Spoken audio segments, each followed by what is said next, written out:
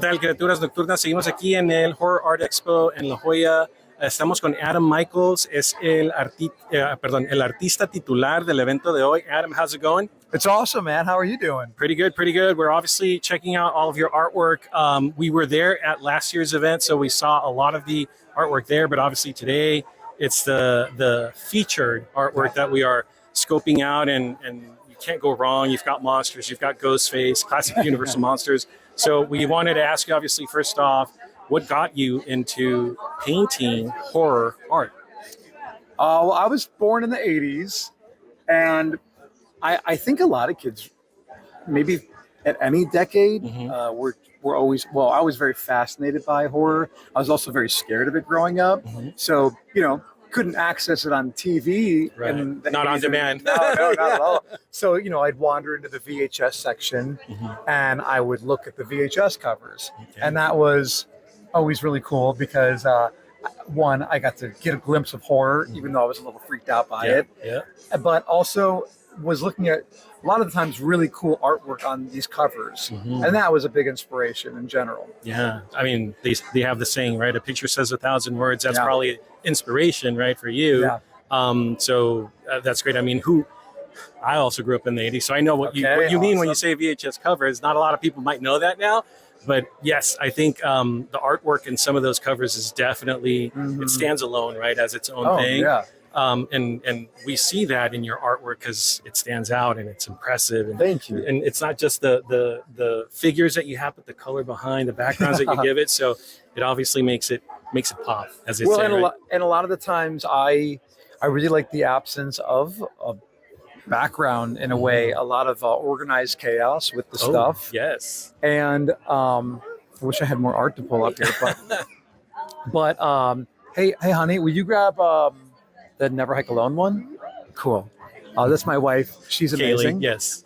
But yeah, I think as I got older, I really loved all these nerdy things, you know, whether it be comic books or movies or TV shows.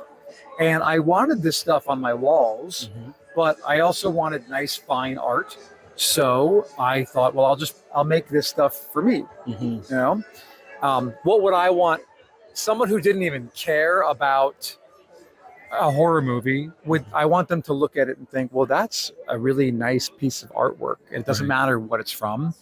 And I love, this is a story I tell a lot, but I really love it because it's when I really knew I was on the right track. But I used to do more so interior design work.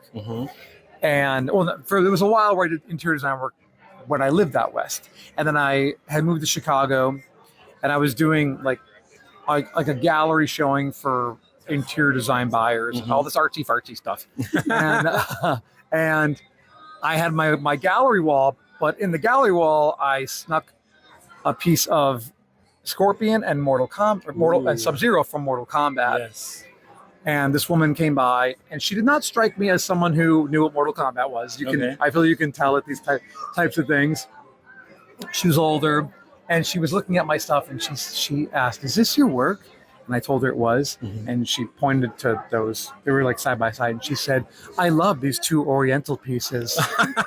And inside, I was like, "You like a Mortal Kombat piece is what you like." But that's how I knew. Great, I'm doing exactly what I want to do, which is nerd art for you can hang in your living room. Awesome. This is a really cool example of one that I love right here. Oh, I'll get it all close right there. Yeah. I just trying to make something that feels like, even if you don't know what it is or care about what it is, and hopefully aesthetically it's pleasing. It's very pleasing. Yes. Yeah. And it is. I mean, just seeing it right now is like, wow, that says a lot, right? It's not just the face, but also what's underneath. Just the story of it going on. Yeah. Yeah. Thank you, man. Thank you. No, it's awesome. So Adam, how long have you been painting for?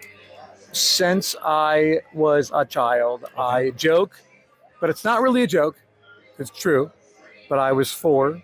I feel like 4, right? Okay, yeah. We'll just go with the age 4 because it works well with it. But I was a kid and I just wanted to draw Ninja Turtles, and now I'm 40 and I'm like, I just want to draw Ninja Turtles. So exactly. It's really never changed. So awesome. And I think every kid is like, every kid just wants to doodle. Yeah, and you know, the nostalgia factor is always a great inspiration because I guess nostalgia gives you that drive to continue exploring what you like. Oh yeah. Whether it's old school, new school, and future school. So it obviously shows in your work because we see, like I said, classical Universal monsters. We've got Ghostface, Jason. You know, it's funny how is that a universal thing? Has anyone else out there looked at Michael and been like Jason, or Jason and said Michael? Because I do it all the time and I hate it. And I hear people do it all the time. And everyone's like, no, common faux pas. I guess it's an exclusion that we're okay to confuse them every once in a while. Maybe once in a lifetime, but no more. But Adam, thank you so much for the interview. Your artwork is amazing. Oh, thank you. We appreciate your time. We hope to see you at future events because, like I said, this is the second time we've attended. And we hope it's not the last time.